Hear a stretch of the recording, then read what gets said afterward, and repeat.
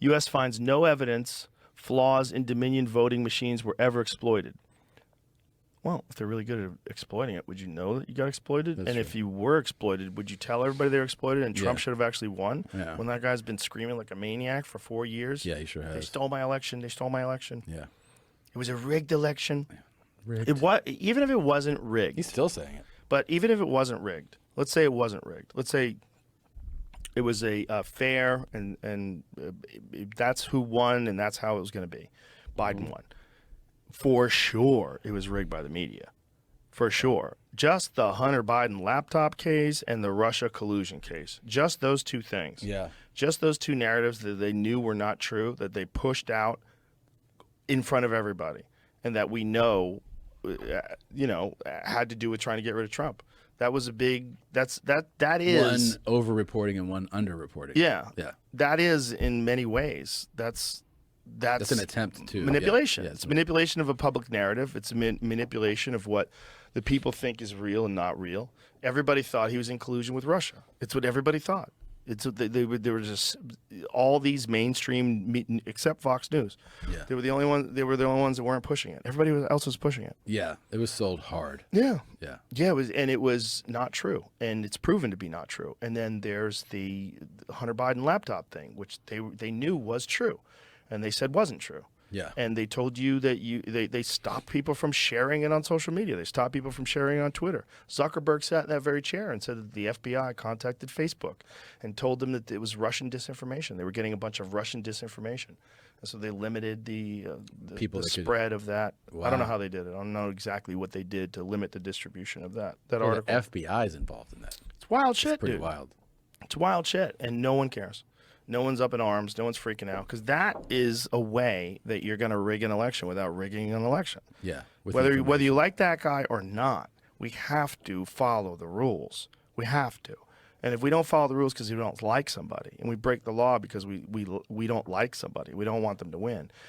No, I agree. Now this That's is banana not- republic shit. Yeah, that's not cool at all. That's scary. And the fact that they were willing to do that, and that there's no oversight, that no Yeah. one can stop them from doing that, and then there's no punishment for them doing that. It also speaks to like how much he's despised by this. Despised. I mean, it's really he fucked other up. level. He fucked up. Well, he was. I mean, you remember there was a time where Chuck Schumer was on one of those shows talking about how stupid it is to attack the intelligence community. I mean, he was openly saying it. Like, they have 18 ways a Sunday to get you. Yeah. Yeah, and guess what? That's what they did. Yeah. You know? But the fact that they did it, like, it's not good, because it's the same thing that I feel about like the censorship thing with social media. If someone is spreading some sort of fake information on purpose to hurt other people, that's one thing.